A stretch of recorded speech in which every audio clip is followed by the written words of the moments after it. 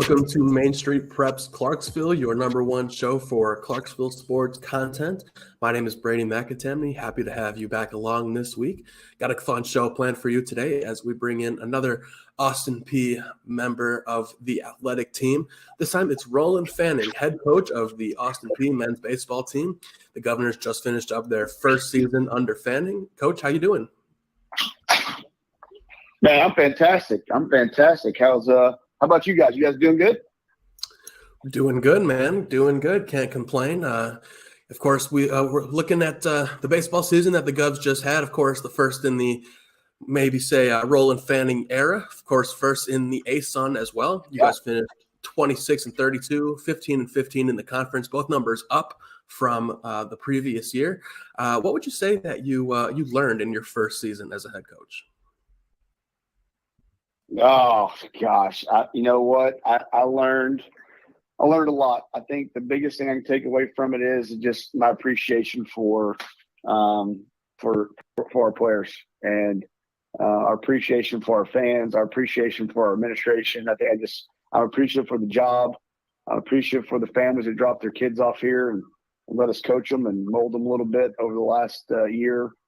I'm just appreciative of the opportunity to be the head coach here. And Clarksville, Tennessee is a really special place. It really is. It's a cool town. The people here make it go. And, I'm just appreciative. Yeah, I mean, appreciation, that's really the name of the game, right? If you can't appreciate where you're at, then, what are you doing there? That's right. Yeah, so like we said, 26 wins overall, 26-32. Not terrible for a mid-major, especially for a guy in his first season who brought in almost a completely new roster. What was that like, bringing in a whole bunch of group of guys, most of them who hadn't played together? Yeah, guys, I'll be honest with you. So when I got the job here a year ago, we brought in 28 new players. We brought in 20 Division I transfers, couple of Division II transfers, and we wanted to build a team. We wanted a chance to try to win right away, and we were 26-32. But guys, I'm gonna tell you that 6-game improvement was the biggest improvement since 2016. And when you bring in 28 new players and we combine them with 9 returners, we started off the year 2-9. We got above 500. We were picked last, and with 5 weeks left in the season, we were playing for first place, something they hadn't done here in a long time. And, injuries were the thing that really kind of was the story of our season throughout the whole entire year. And then really towards the end, injuries got us again. And that's part of sport. But, the one thing we got the locker room right. Our locker room, our players, they liked each other. They hung out together. They worked hard. They did things right in the community. They did things right in the classroom. And we'll talk about that probably a little bit. But just really cool how our team come together in a world of transfer portal and transfers and trying to build a team. We got the humans right. Yeah, that's absolutely huge. You got to mention doing stuff in the community. What are some things that, you guys did this year that, really stick out to you? Oh, we did turkeys for troops. That was an awesome day. Woke up at like 5 in, helped set the stuff up, set the tents up, get the turkeys out. We did a food drive over here at Forterra Stadium. Gov supporting Govs. We went out and, supported the football team, the soccer team, the softball team, men's and women's basketball, volleyball. I think that's one of the cool things about our university is the camaraderie amongst other sports and teams. And, when I got the job, guys, I said this, I wanted this to be Clarksville's team. In order for us to do that, we need to get back out in the community and do things. And our team did 339 hours in Clarksville this year. Ringing the Salvation Army bell to, like I said, some of the things we did as a group. And it's really powerful when you give your time back to people. And I think our guys saw that with their own 2 eyes, serving others. In order to lead, you got to serve, right? So I think these guys did a really good job of representing Austin Peay doing that.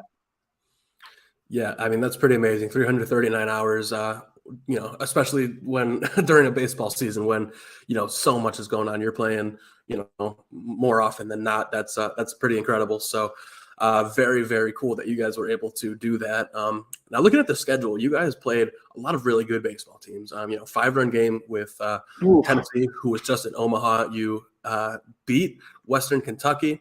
played a game with Vanderbilt where you guys were leading up until late. One-run game with Oklahoma State, of course, where you just came from, and a one-run leave, with Dallas Baptist. So you guys were playing some really good teams, really tight. What does that say about this group? Well, that was the deal. We challenged ourselves early. We knew we need to get tested early. Now we would like to clip a couple of those early. You know, we went 2-9, like I said, and that's those 2-9. We started off the year 2-2 between between Illinois State and SIUE, and then Southern Illinois, and then we had a gauntlet. We went 3 games at Dallas Baptist, one of the premier mid-majors and baseball programs in the country, and we played 2 really close games and we got swept. And we flew back and we played Vanderbilt, and we had the lead for 8 innings. And then they took the lead in the bottom of the 8th and held us in the 9th and beat us. Then we go to Oklahoma State, where there's a lot of emotion wrapped up in that. Our staff's from there and had a lot of players from that state. And we played 2 close games and got really beaten, in one of them, and started off 2-9, and then we come back to a field that got demolished by a storm. So they go on the road for 10 more days, and we're supposed to be home for 10 days. And this team just found ways to kind of stay together and get closer together. And you know what? We played Tennessee close, and we beat Western Kentucky. And again, we played Liberty on the road, who was a regional team the year before. And I think when you challenge yourself, you get a chance to face a little bit of adversity, and that adversity is what's mold you and get you ready for the conference run. And I think that's what we did. And again, after that stretch, we got on a run. We actually we got ourselves above 500 at one point. And it was really fun. That's the fun part is digging your way out of a little bit of a hole and climbing and grinding and getting better every day and never giving up. So that was fun. Yeah, looking at the schedule here, I'm counting like 7 or 8 different states that you guys traveled to this year. Some as far as Florida and Texas, Oklahoma. Do you think all that traveling helped kind of bond these guys together? Oh yeah, there's nothing about it. And we did something cool this year. We actually took some sleeper buses to Liberty, which was fun. Instead of flying, we, the flights are cool, but the bus rides is where it's made, man. That's the guys are back there playing cards or singing songs.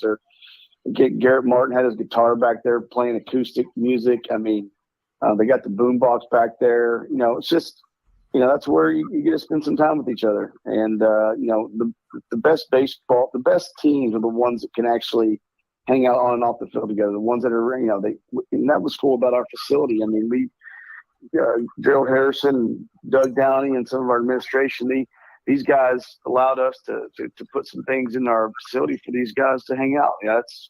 That's what a baseball team is. It's its own fraternity. It's a clubhouse. And, if in order to win, you have to have a real team. If you have a real team, you can kind of accomplish anything you want. And through the ups and downs, our guys held that standard of fraternity and team, and it was pretty cool. Without a doubt, that sounds really cool. That kind of road trip mentality. That's super cool. Now you kind of mentioned being Clarksville's team, and going up and down the roster, that's kind of holding true. You got a lot of Clarksville guys on the roster, a couple holdovers from the previous regime, a couple guys that you've brought in. I kind of want to go and talk about a couple of these guys that you've had, and kind of talk about how they might have grown from when fans were seeing them, at their high schools. How's that sound? Sure. Yeah. Well, you got to talk about Nate Barksdale, the guy who was here last year. He's from Clarksville High. He, he's a guy that came in and had an okay fall and just kind of worked and kept grinding and kept getting better. And, got going in the spring. He wasn't the opening day starter and had a couple of injuries. And I have a saying around here. It's like, you always have to be ready for the pop quiz, right? You're always ready for the pop quiz. When it shows up, you make a good grade. And so again, we had some injuries, and his moment came, and he was ready, and he had a heck of a year. I think he had almost 300. He played multiple positions in the outfield. He was a great spark to our lineup. Kyle McGraw was a kid who went to Vanderbilt, and he redshirted and came back and threw some significant innings for us. We had Nick James, who was coming back from UNC, who he had an elbow injury like the 3rd week into the year, which goes back to the injury thing I was talking about. We missed him, and he was throwing the ball really well. I mean, I'm trying to think who else we had. I'm sorry off the top of my head, but We had some guys. I mean, we had a kid named Paris Pridgeon that we redshirted because we thought he was a year away, but he's going to be a really special player to watch because again he's got some real tools. And again, I think again there's some of the best teams that Austin P has had in the past has had a core group of Clarksville guys on it, and that's something that we want to get back to having. We want guys that want to be here. We want guys that want to represent Austin P and Clarksville, Tennessee. We want guys that want to choose to come here to maybe go off and play because now in the ASUN conference and the schedule we're putting together for the years to come will be challenging. It'll be on national television, and it'll be one that people want to come watch and then watch us play. Absolutely. Yeah, a lot of good Clarksville guys, like you said, Kyle McGrons, Harrison Goins, or rather Nathan Barksdale, both had great seasons. Garrison Goins is a real speedster there. Paris Pridgeon, this guy that you can definitely see being a real good player. And Andrew Jordan, of course, on there as well. Nick James, great pitcher. There's a whole lot of talent in Clarksville, especially right now where three high schools finished top 20 in the state. I know you got out to see a couple of high school games. Just what did you see from kind of the culture of high school baseball in Clarksville? Yeah, I think Dustin Smith over at Clarksville Academy. You got Parker Holman over at Rossview High, and you got the legendary coach Brian Hetland over at Clarksville High, and I think all three of those schools, and with the other high schools in our town, but those three in particular, they do a great job. The fan bases at those are incredible. I went and watched the Rossview Clarksville game one night, and I just thought it was an electric atmosphere. I think they do a really good job of getting behind baseball in this town. You look at St. Bethlehem ballpark out at the Little League complex. What our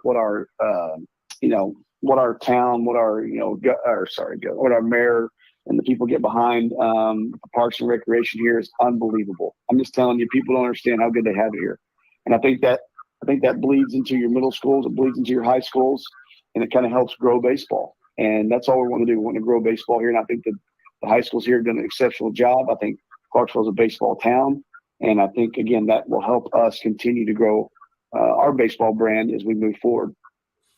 It's a pretty good pipeline city to have. I agree. And you got a couple of recruits coming in as well from Clarksville. We'll start with one of the guys that you saw when you did go to that Clarksville-Rossview game.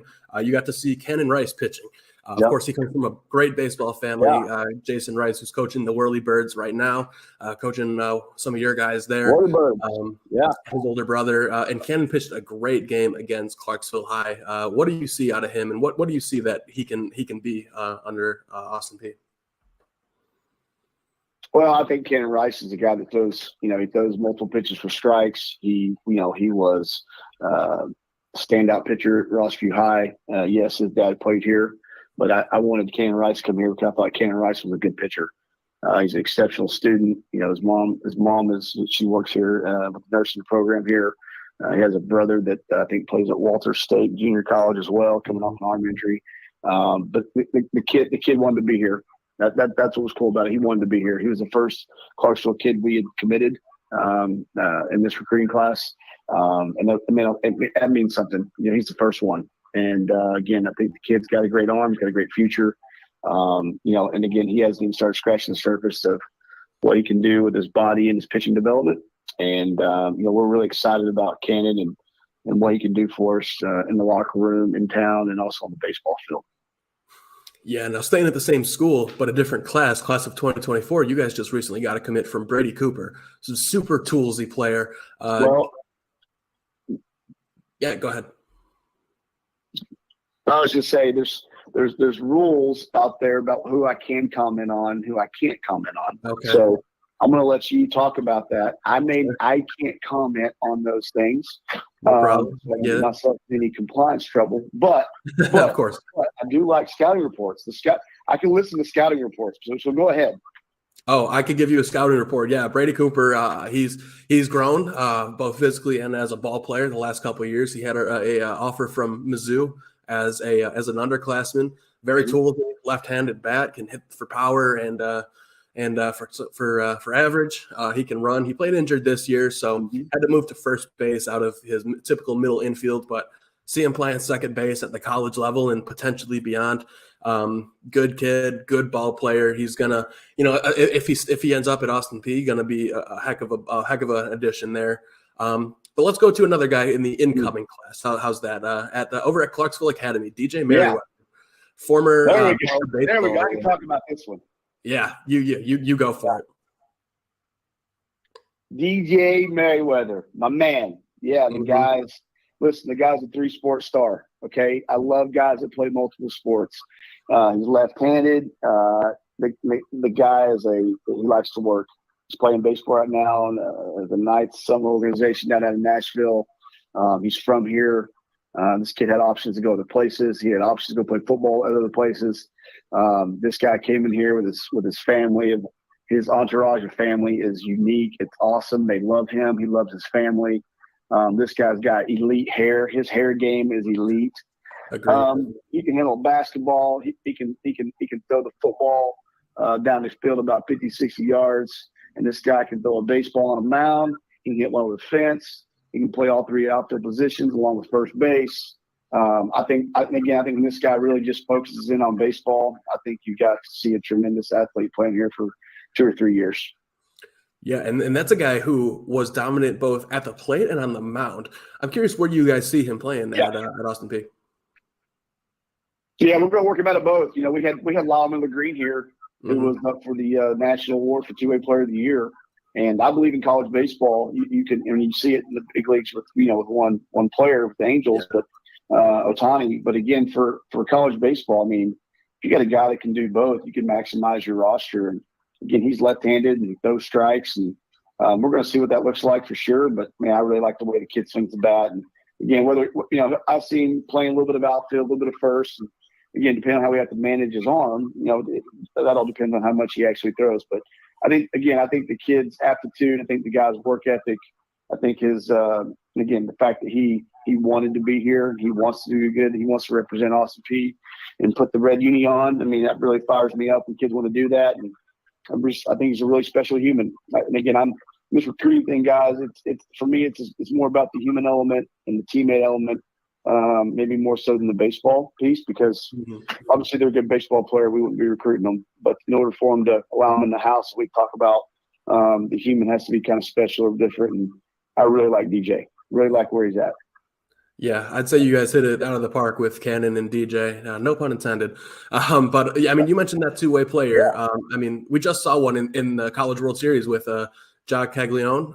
It's definitely making a little bit of a comeback thanks to a certain influence. Yeah, I think it's smart because look, guys. Oh, sorry. Go ahead. No, you're good, man. I was just saying, again, when you have roster limits, guys, and you have a player that can help you on both sides of the ball, you're foolish not to try to see if that can actually work, right? And yeah, you know what? You might have to manage his arm load a little bit differently than you would a different guy, but that's all just a little bit of organization and a little bit of extra care, arm care work, whatever it may be. But it's really beneficial to your roster, especially on your travel roster, right? And you have a 27 or let's just say a 30-man roster, but you have a guy that can do both. Well, now it's like I have 31 players instead of 30, right? Mm-hmm. So it's just really advantageous to coaches who can get creative with their roster. And again, we will always, as long as I'm here, we'll always continue to try to find a two-way guy. Yep, it's a good strategy in my opinion. I love to see it. Now these guys are going to be playing in kind of a new look Raymond Hand fields. You guys making some adjustments to the field. I know that couldn't really get them fully completed this year while the season was going on, but I'd imagine next year that's going to be looking brand new, looking very spiffy. Tell us about some of the changes that you wanted to make and kind of what you were thinking behind them. Yeah, so obviously we've had some water issues here at Raymond CM Park. That's no secret, and so when I got the job, one of the things we did was we moved center field in about 20 feet, and we put a 28-foot wall in center to create a batter's eye, to create a uniqueness to center field, and also to allow some of that water that comes behind center to not come up into the field of play. And then we put a new fence up We put new padded walls all along the field. And again, we kind of brought in right field. I kind of used Fenway Park. I'm a big Red Sox fan, so we try to build a little bit of the green monster in center, and then we created angles in left center and right center. And then in right field, we have two short walls that create some confusion to the ball hitting the corner. And again, you know, we that was really unique. And that was really something that we wanted to do, make a home field advantage. And on top of that, we created a student section in right field, which started to grow throughout the year, which is really something I think we'll focus on and talk about more through our social media platforms and stuff. But we created a student section behind the visitors bullpen, which is really fun. And then, you know, we turfed the visitors or the home bullpen. We have 150 feet of turf that's 45 foot wide that has 6 mounds. It may be the most unique outdoor pitching bullpen in all of college baseball, the way it's set up. The way you can train, the different angles you can turn the mounds, the way you can video, the way you can work on timing picks and picks in general, and just a lot. And so turf is a big buzzword right now. It's something that's a project that we're looking at every day, talking about every day, figuring out how to make it happen. But you know, college baseball is in an era of where, you know, it's a year-round sport, from spring and your summer events and recruiting to your fall practices, and the maintenance on it is a lot. And so, you know, you see a lot of schools going to turf, and I would tell you to keep your eye out on letsgop.com and all of our social media platforms to look at maybe any announcements of facility upgrades coming in the near future. That's for sure. I like that. Nice job with the plug there. Good stuff. That's a vet move right there. Yeah. I like it. Now, as we look ahead to kind of the next couple weeks here, the MLB draft is coming up here. Are there any guys from the Govs that we can see at maybe getting picked or signing a maybe undrafted free agent deal? Yeah, I think you got to keep an eye on Lyle Miller Green, who's up in the Cape right now with the Chatham A's. He's having a great Cape experience. He's I mean, like the guy's been in the Cape. He's won the home run derby up there. He has led in RBIs. He's led the regular season up there in homers. And then, you know, he did not play as much as he would have liked to at Oklahoma State. He transferred here, and you know, the guy had a heck of a year. 80 plus hits, 16 homers. He hit another 2-hole. And then again, he's having a great year up in the Cape. I see somebody drafting him probably either late day 2 or sometime on day 3. And then, you know, Garrett Martin, you know, that guy was having a year that was paced to be maybe the ASUN player of the year and break a lot of records here. And he had an oblique strain at the wrong time. And he's back healthy. I just sent an email out to all the Major League Baseball scouts about his health. And he's up in what's called the draft league, the summer baseball league, playing to show people he's healthy. I mean, somebody should draft him. I think at worst, somebody would give him a free agent deal. But those two guys, I see their names getting called for sure. And those are the two highlights. You know, Jaden Brown's a guy that's worked out for some teams as well, but you know, he's coming off a non-throwing arm shoulder surgery. So we should get him back. And then we have a guy named John Gazdar, shortstop, who had some professional interest with. I think I would think we get him back, but if somebody wants to draft these guys, man, if somebody drafts him, I tell them they should sign. And John actually Gazdar just about an hour ago is going to go play up in the Cape. He'll be our 3rd player in the Cape this year. So he's going to go up with the Hyenas team up there. And so, yeah, I think on draft day, I think on day 2 late, you should be maybe trying to hear Garrett Martin, Lyle Miller Green's names, and then 2 day 3. Well, that would definitely be pretty cool. Obviously, a couple you got a Gov in the league right now with Tyler Rogers, one of the most unique pitchers in the MLB right now, that kind of submarine action. And Garrett Spain, former Gov, is tearing it up in the Blue Jays system right now. So, I mean, you get a couple more Govs in those professional systems, you know, that really changes the program. You know, teams or players, prospective players can look at that and say, hey, these guys get guys to the majors. How important is that for potential recruits to be able to see that you guys get guys drafted?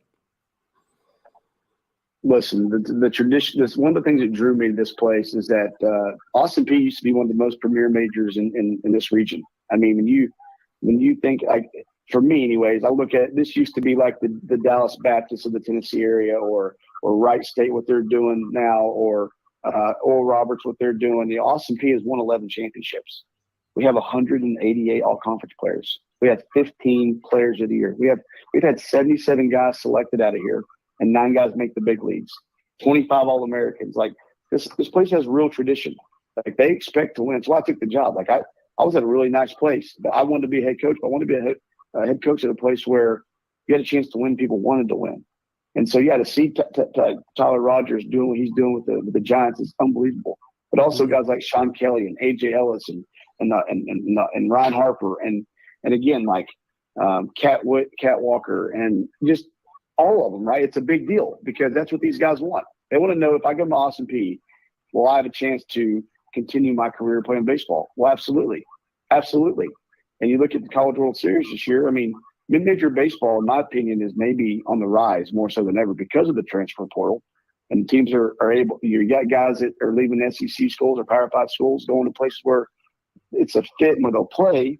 And now you see that Southern Miss is coming back, and UConn, and like I said, Wright State, and Louisiana Lafayette, and you always see the mid-major team out in California and Grand Canyon. You know, there's schools competing in the regionals, and that's what you want. You want a chance to play, perform, and have a chance to continue your playing career. And when you get into the professional baseball, it's, you know, if you play well, you keep moving. And so it's huge in recruiting, but we're thankful. I'm thankful for the players that have come before us, from the coaches that have been here, done a tremendous job, to the players who have built this tradition. And it's our goal to keep the standard of winning continuing. And that's something that, you know, we started this year with the turnaround we had, and the all-conference players coming back and setting some records. And, you know, and again, the draft coming up, continuing to have guys' names called on draft day around here is a big deal. Absolutely. I agree. And like you said, you know, that 6-win improvement, biggest win improvement in a couple of years. A lot of exciting things going on right now in Govland. Before we finish off, anything that you want to say, any more plugs that you want to make? Yeah, I want to talk about our kids in the classroom, okay, real quick, because I want to brag on them. Matthew Kilpatrick's our academic coordinator. Our staff up there does a phenomenal job. But listen, we talked about bringing in 28 new players and having a brand new team. And in the fall, our team set the GPA record here for a baseball program of 3.56. Okay, that's a big deal. These guys are doing things right on and off the field. The student athlete part is part of the Total Gov concept that we have here at Austin Peay. And then in the spring, they turned around and dropped to 3.4, which was the highest spring GPA they've ever set here in baseball. So I'm really proud of our guys in the classroom. I don't want to miss that opportunity to talk about that because, you know, sometimes that goes missed. Like John Gazdar was an all-conference academic award winner. And we had Clayton Gray, Wildmiller Green, and Garrett Martin were all-conference players. Like our guys are getting noticed on a national level and a conference level. And it's really cool to see. To represent Austin Peay and what we're doing as a team, and the individual success comes along with that too sometimes. But guys, if you guys don't mind, I'd like to you guys, if I talk about our baseball camps coming up real quick for kids here in Clarksville trying to know about them. Is that okay if I do that real quick? Yeah, absolutely. So we got about a minute here. Yeah, July 17th and 18th, we have Little Govs Camp, grades 1 through 4. And then July 19th and 20th, we have grades 5 through 6. If you just go to RolandFanningBaseballCamps.com, click on summer camps, you can register for your spot online. And again, this is our first kids camp, our first time here. And again, I'd love for people to come out and see the energy and what we can maybe give you a little bit of knowledge and have a little bit of fun for a couple of days with you. And really look forward to seeing you at the hand at Joe Maynard Field and having a good time. And just really appreciate you guys having me on today. Let me talk about Govs baseball. Let's not wait a year if we do this again. Let's do something in the fall. You want to? I'm absolutely about it. Yeah, absolutely. Let's do it. Thank you, Roland Fanning, for coming on, talking Govs baseball, and look forward to talking to you again real soon. Yeah, let's go P. Bang. Absolutely. And that'll do it for Main Street Preps Clarksville today. Thanks again to Roland Fanning coming on and joining us for a full 30 minutes. That was awesome. And we will talk to you again next week.